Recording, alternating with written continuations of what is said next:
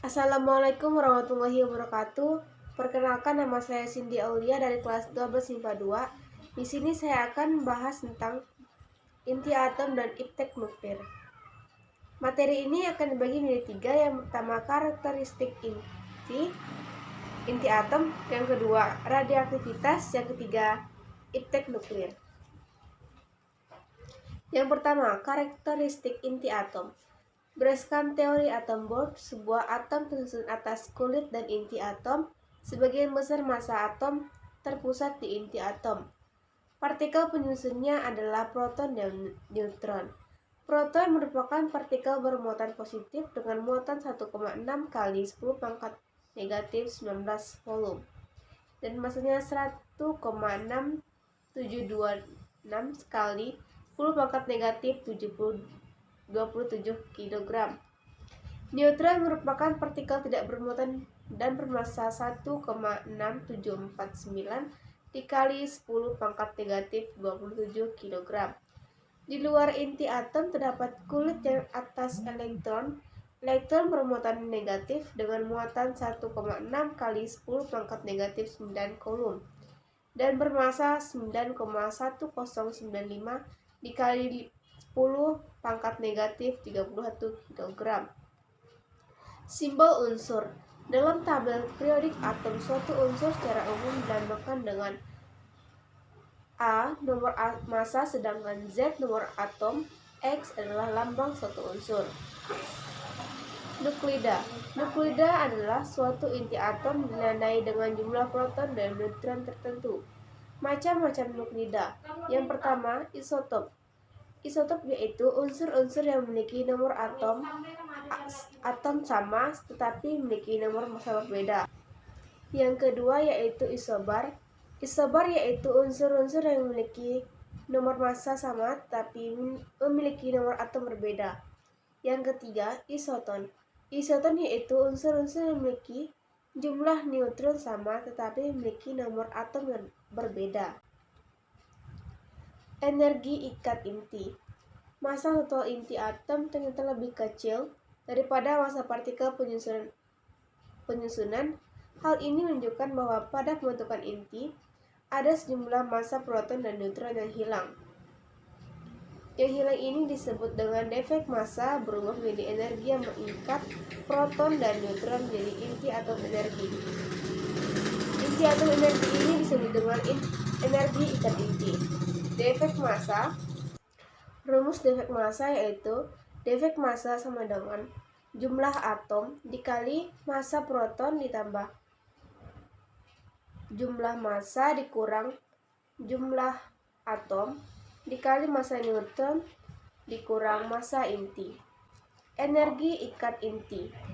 Rumus energi ikat inti. Energi ikat inti sama dengan defek massa dikali cahaya. Energi ikat per nukleon. Rumus energi ikat per nukleon yaitu energi ikat dibagi dengan jumlah massa. Reaksi inti. Reaksi inti merupakan reaksi yang terjadi jika suatu inti atom induk ditembak dengan partikel yang berenergi dan menghasilkan inti baru atau inti anak disertai pelepasan sejumlah energi. Reaksi ini dapat menghasilkan energi sangat besar. Perhatikan skema berikut. A plus X yaitu reaktan menjadi Y plus B produk plus E atau energi reaksi. Reaksi inti ini dibagi menjadi dua yaitu reaksi fusi dan reaksi fisi. Reaksi fusi adalah reaksi penggabungan beberapa inti ringan menjadi inti yang lebih berat disertai pemancaran energi. Reaksi fusi merupakan reaksi yang terjadi pada bintang, contohnya matahari dan bom hidrogen.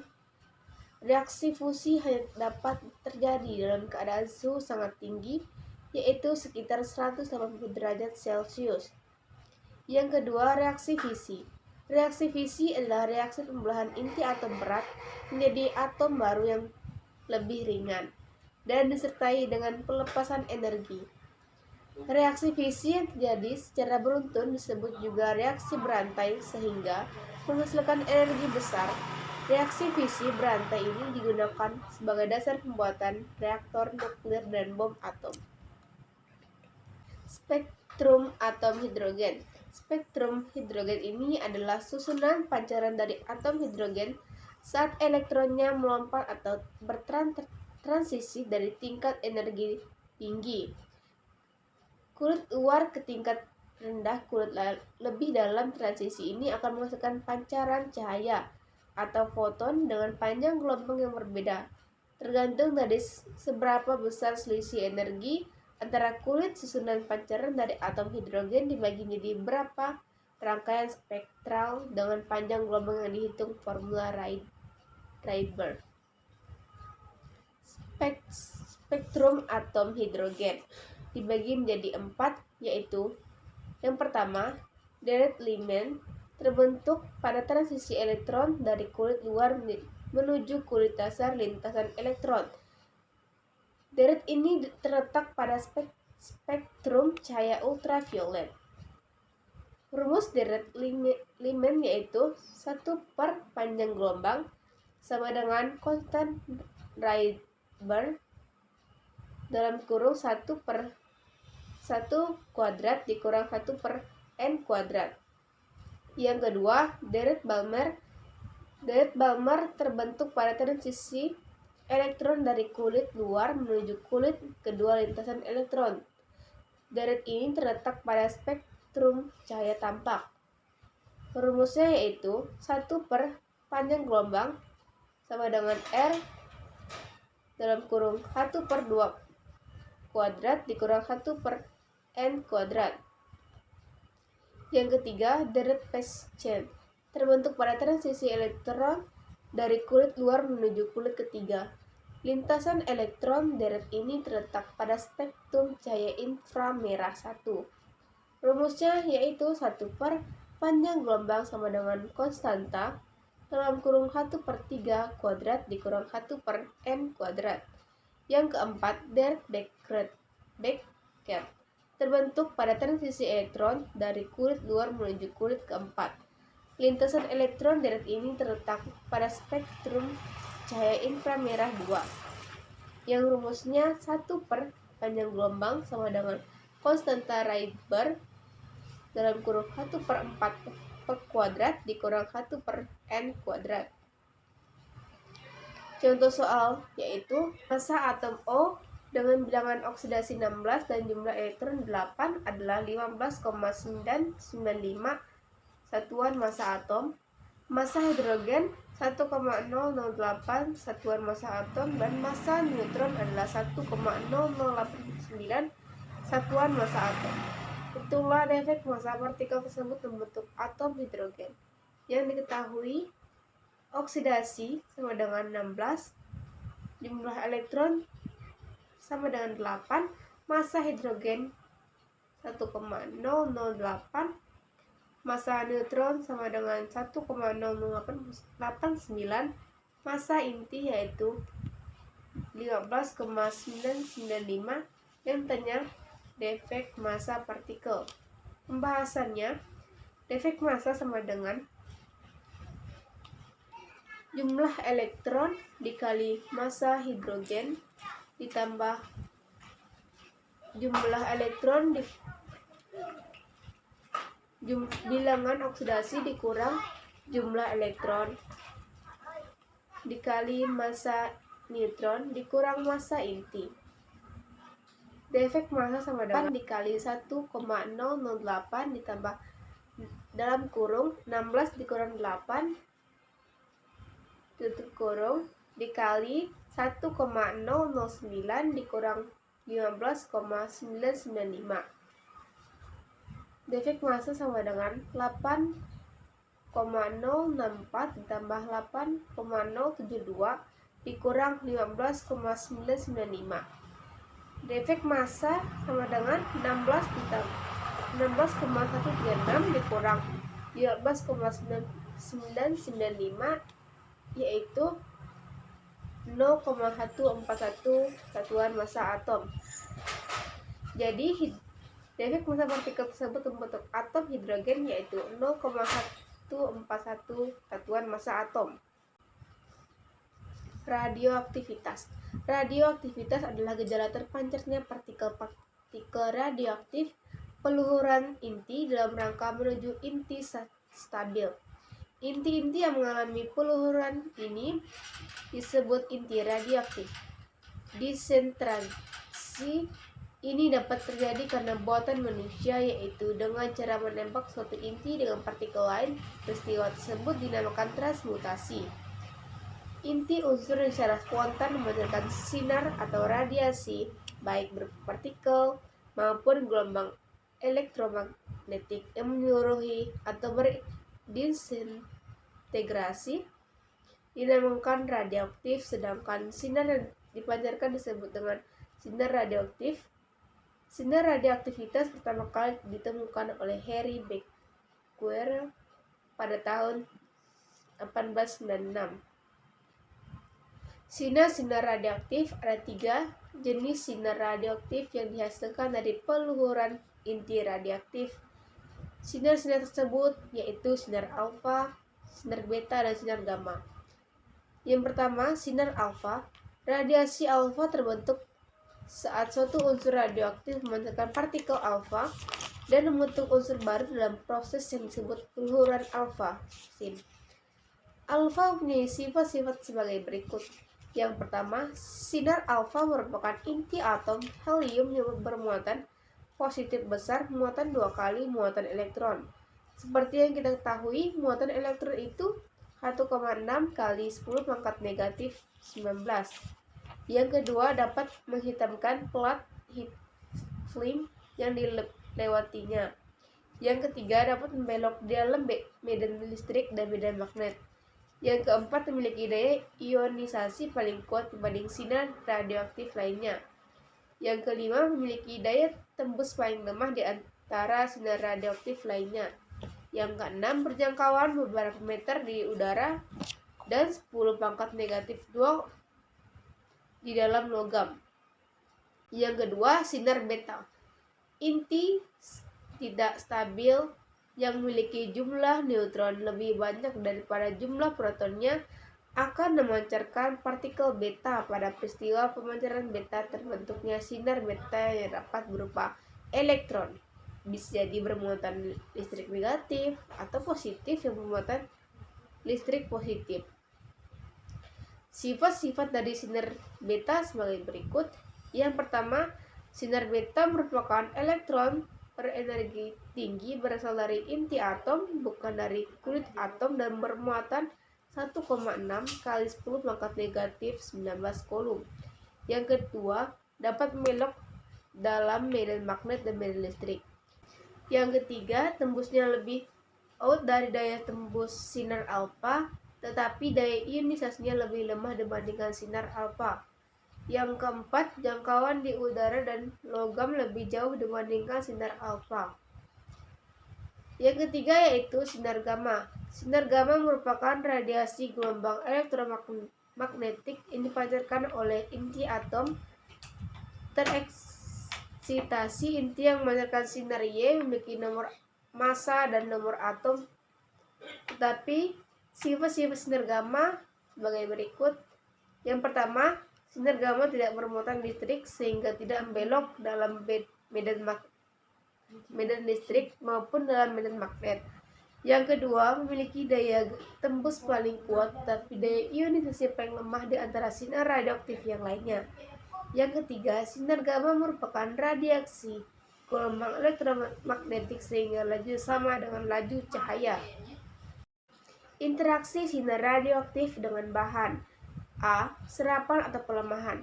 Jika seberkas sinar radioaktif dengan intensitas dilewatkan pada sebuah keping dengan tebal X, intensitas sinar radioaktif itu akan melemah secara eksponensial atau mengalami penurunan intensitas sesuai persamaan. Intensitas setelah melewati bahan sama dengan intensitas mula-mula dikali bilangan natural pangkat min koefisien dikali tebal bahan. Yang B, ketebalan paruh. Pada suatu kondisi intensitas sinar radioaktif setelah melewati bahan menjadi setengah dari intensitas mula-mula, tebal keping bahan yang mengakibatkan intensitas yang keluar setengah dari semula dinamakan lapisan harga paruh dan ketebalan paruh. Peluruhan radioaktif. Peluruhan atau larasan ini merupakan perubahan spontan dari satu nuklida induk menjadi satu nuklida anak yang mungkin bersifat radioaktif atau tidak dengan memancarkan suatu atau lebih partikel atau foton. A. Aktivitas radioaktif. Proses pelururan radioaktif akan terus berlangsung hingga dihasilkan inti yang stabil. Laju pelururan inti radioaktif disebut sebagai aktivitas radioaktif yang dirumuskan. Laju pelururan sama dengan konstan laju dikali jumlah nuklida. Peluruhan inti. Jika terdapat N inti radioaktif pada saat waktu T dan tidak terdapat inti baru pada sampel, jumlah Dn inti yang meluruh dalam rentang waktu konstanta pelururan sama dengan negatif Dn per dt per n. Integrasi persamaan di atas menghasilkan persamaan eksponensial pelururan radioaktif berikut. Jumlah inti sisa pada saat T sama dengan jumlah awal inti dikali E pangkat min konstanta kali lamanya waktu pelururan. C yaitu waktu paruh. Pada suatu kondisi tertentu, jumlah partikel menjadi setengah partikel. Mula-mula, waktu yang diperlukan dalam proses tersebut disebut dengan waktu paruh. Waktu paruh memiliki rumus yaitu T 1/2 sama dengan 0,693 per konstanta laju pelururan. Contoh soal, suatu unsur radioaktif X231 semula bermasa M0 dan memiliki konstanta pelururan 0,03465 per hari. Setelah 60 hari, masanya tinggal 25 gram. Jika Na sama dengan bilangan Avogadro, berapakah paruh waktunya? Yang diketahui, konstanta pelururan sama dengan 0,03465. Yang ditanya adalah waktu paruh atau T 1/2. Pembahasannya, waktu paruh T 1/2 sama dengan 0,693 atau per konstanta pelururan. T 1/2 sama dengan 0,693 dibagi 0,03465 sama dengan 20. Jadi, paruh waktunya adalah 20 hari. Yang ketiga yaitu aplikasi iptek nuklir dan proteksi radiasi. 1. Aplikasi iptek nuklir di bidang energi. A. Reaktor fusi. Reaktor Tokamak merupakan reaktor fusi pertama buatan ilmuwan Rusia dan Andrei Sakharov pada tahun 1950. Reaktor lembut bekerja berdasarkan reaksi fusi antara deuterium dan tritium yang menghasilkan helium, neutron, dan energi deuterium diperoleh dari alam, yaitu terkandung dalam air laut, dan jumlah yang berlimpah adalah tritium harus dimuat di dalam reaktor fusi dari bahan litium. Yang B. Reaksi fisi. Berdasarkan fungsinya, reaktor fisi ini dibagi menjadi reaktor riset dan reaktor daya. Pada reaktor daya, energi hasil reaksi dimanfaatkan sebagai sumber energi. Adapun pada reaktor riset, energi hasil reaksi dibuang ke lingkungan. Yang kedua, aplikasi iptek nuklir di bidang industri. A. Penentuan homogenitas proses. Radioisotop dapat dimanfaatkan sebagai perunut dalam kegiatan industri. Kelebihan teknik Runut radioisotop. Radioisotop ini adalah dapat dilakukan tanpa mengganggu atau menghentikan proses produksi yang sedang berjalan. Contoh pencampuran bahan-bahan dalam industri maupun untuk mengamati proses larutan, proses aliran dalam pipa. B. Pengelolaan lingkungan. Teknik iradiasi elektron dapat digunakan untuk membersihkan polutan-polutan yang terlepas ke lingkungan. Dampak dan proteksi radiasi. Pada umumnya, efek paparan radiasi ini dapat dibedakan menjadi efek stokastik dan efek deterministik.